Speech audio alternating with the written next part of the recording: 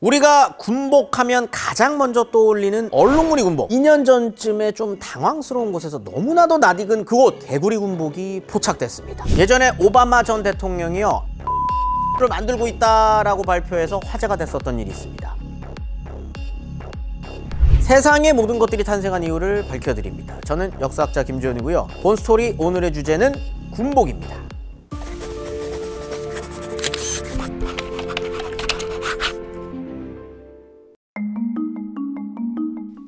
Basically, I'm here to announce that we're building Iron Man.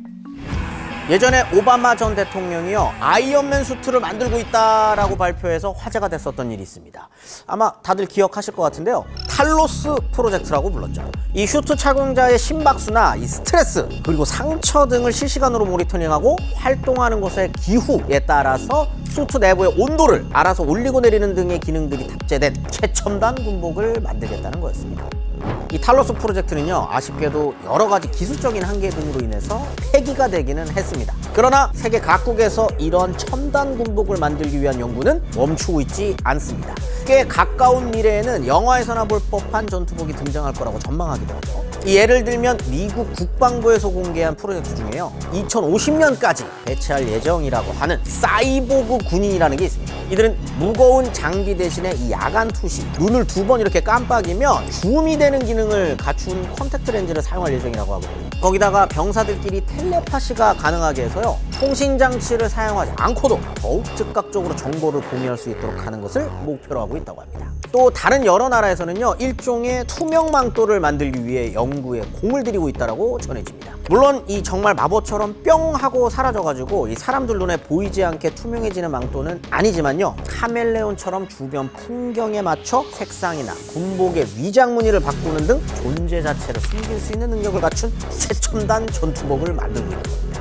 이 한국의 경우에는 이 몇 년 전 국방부에서 전투 능력과 생존력을 높여서 오늘 입대한 신병도 특급 전사로 만든다는 워리어 플랫폼이라는 전투 장비 체계의 도입을 선언했습니다. 이 저출산 시대에 어쩔 수 없이 병력이 감소하고 있으니 이젠 숫자가 아닌 첨단 장비로 싸우는 군으로 만들겠다는 의지가 담겨 있는 거겠죠. 기존의 전투복을 개발해서 방호력을 높이는 것은 기본이고요. 최종 단계에서는 무거운 군장을 메고 산길을 돌아다녀도 멀쩡한 근력 증강 로봇이 포함된 전투복을 예고하고 있다고 합니다. 지금이야 세계 각국이 온갖 최첨단 소재들로 전투복을 개발하고 있지만 주로 칼과 창을 들고 싸우던 시기에는 몸을 보호하기 위해서 가죽이나 종이, 금속 등을 몸 여기저기에 덧대왔습니다. 그 중에서도 이 강철은 웬만한 철제 무기의 공격을 다 무력화할 수 있기 때문에요 유럽에서는 갑옷을 만들 때 특히 강철을 애용했습니다. 15세기에는 이 플레이트 아머라고 불리는 최강의 갑옷이 등장하기도 했는데요 저렇게 무거워 보이는 걸 입고 대체 어떻게 싸웠을까 싶을 수도 있겠지만요 실제로는 그렇게까지 무겁고 불편하지는 않았다고 합니다. 점점 이 재련 기술이 발달하면서 이 갑옷의 무게가 18에서 한 25kg까지는 줄었는데 이게 입으면 전신에 분산이 되다 보니까요 무게 때문에 움직임이 둔해지거나 하지는 않았다고 합니다. 이 또 생각보다 이 관절 부분도 유연하게 제작돼서 의외로 웬만큼은 민첩한 움직임이 가능했다고 전해집니다. 이렇게 발전한 갑옷은 이 활이나 석궁은 물론이고요 초기 화승총의 탄환까지도 튕겨낼 수 있을 정도여서 16세기까지만 해도 보편적인 방어수단이기도 했습니다. 그러나 화기의 위력은 날이 갈수록 세져만 갔고요. 실제로 1525년에 일어난 한 전쟁에서 스페인의 총병대가 프랑스의 중장갑 기사들을 괴멸시켜버리는 일이 벌어집니다. 바로 이 파비아 전투였는데요. 이후 범위를 줄이고 두께를 늘린 방탄갑옷이 등장하기도 했지만 날로 높아지는 이 총의 관통력 앞에서는 결국 갑옷도 쇠락의 길을 걷게 됩니다. 이 반면에 18, 19세기 서양 전쟁 영화를 보다 보면요 굉장히 컬러풀한 군복을 입고 싸우는 거를 확인할 수 있는데요 눈에 너무 잘 띄다 보니까 오히려 더 공격당하기 쉬울 것 같은데 저런 단색의 군복을 입게 된 이유는 따로 있었습니다. 이 당시에 전쟁에서 사용했던 총은요 30m 앞에 있는 표적도 맞히기 어려울 정도의 정확도나 이 사거리를 가지고 있었다고 하거든요. 그러다 보니 어차피 아군과 적군 모두 가까이 가서 총을 쏴야만 했고요 사실상 군복의 색깔이 눈에 띄어서 표적이 된다 하더라도 원거리에서 저격을 당할 걱정은 안 해도 됐었습니다. 거기에 주변은 이 화약 무기들이 피어내는 연기로 자욱하다 보니까 어느 편인지를 구별하거나 이쪽의 세력이 더 크다고 과시해서 사기를 꺾기에는 차라리 눈에 잘 띄는 강렬한 색의 군복이 용이했을 거라는 평가가 있는 거죠. 그런데 이 화려한 군복은 시대가 변하면서 아주 치명적인 결함으로 작용하게 됩니다. 제1차 세계대전에 접어들면서요, 총기의 살상력이 배가가 됐고, 이 각국에서 연발식 소총은 물론이고 기관총까지 등장해서 사정거리가 길어졌었던 거죠. 그러다 보니까 저격병도 크게 활약하게 됩니다. 화려하고 눈에 잘 띄는 군복을 입으면 어떻게 됐겠습니까? 이 쏘기 좋은 표적에 불과하지 않았겠습니까? 이 영국의 경우에는 이 레드코트라고 불릴 정도로 강렬한 빨간색 군복으로 유명했는데요. 이 보어 전쟁을 거치면서 이 새빨간색이 크게 불리하다는 사실을 깨닫게 됩니다. 그리고 이후에 위장 효과를 위해서 군복의 색깔을 당시 주둔하고 있던 지역의 황토색, 이 카키색이라고 부르는 이 색깔로 전면 교체했다고 전해집니다. 이 전쟁을 통해 세계 각국이 군복의 위장 효과에 주목하게 됐고요. 유럽 전역의 유행처럼 비슷한 색상과 디자인의 군복이 퍼져나가게 됩니다.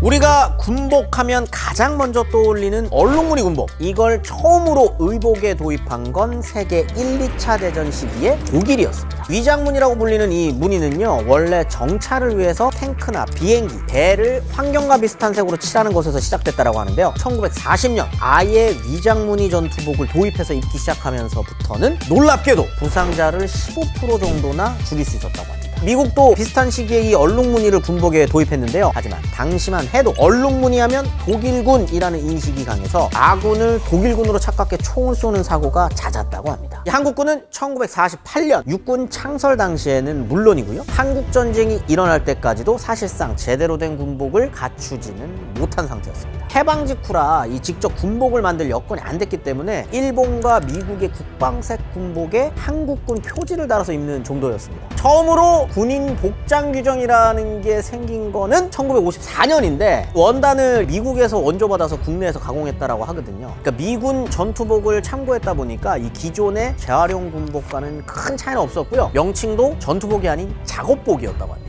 그러다가 이 얼룩무늬가 도입되기 시작한 건 베트남 전쟁 전후로 추정이 됩니다. 이 시기는 세계 각군이 위장복 개발에 열을 올리던 때였거든요. 한국도 예외는 아니었습니다. 이 우리나라는 60년대 초반부터 특수전사령부라든지 예비군 등의 일부 군복에 이 얼룩무늬를 사용하고는 했었거든요. 근데 국내에서만 입었었던 거는 아니었습니다. 이 베트남 전쟁 파병 당시에 주로 정글복을 착용했던 일반 국군과는 달리 해병대 같은 일부 부대에서는 이 전체적으로 얼룩무늬가 그려진 위장 전투복을 착용했다라고 전해집니다. 이후에 얼룩무늬 군복이 특수부대 위주로 보급이 먼저 됩니다. 그러다 보니까 이 당시에는 이 얼룩무늬가 특수 임무를 수행하는 사람들을 상징하기도 했었습니다. 이 위장복이라고 하면 일반 병사들의 군복으로 오랫동안 사용했었던 전투복인데요. 일명 개구리 군복이라고 불리는 겁니다. 많이들 아마 기억하실 것 같습니다. 이 군복이 우리나라에 보급된 시기는 1990년입니다. 이 야전에서의 위장 효과를 높이기 위한 목적이었다고 하는데요. 이 군복에 사용된 4가지 색깔은요, 한국의 사계절과 산림, 토양 등 기후랑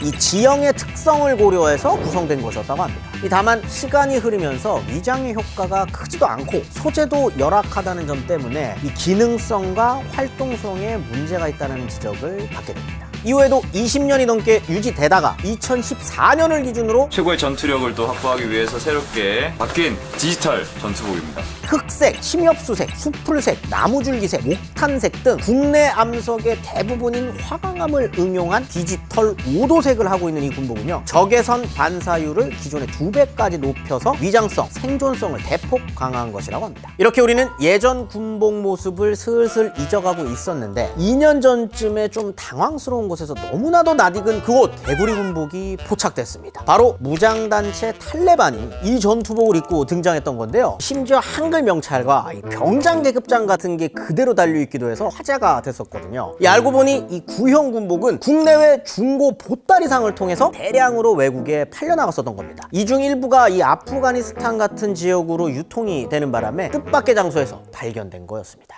올해 국내의 한 섬유업체에서 야간 작전 시에 적외선 위장 기능과 난연성을 동시에 갖춘 전투복 원단을 개발했다고 합니다. 대한민국의 많은 군복 입은 시민들이 시간과 젊음을 투자하는 만큼 앞으로 병사들의 안전을 무엇보다 최우선하는 방안들이 더 많이 나오기를 기대해봅니다. 군복에 대한 여러분의 생각은 어떠십니까? 그럼 저는 다른 주제로 다음 주에 다시 찾아뵙겠습니다.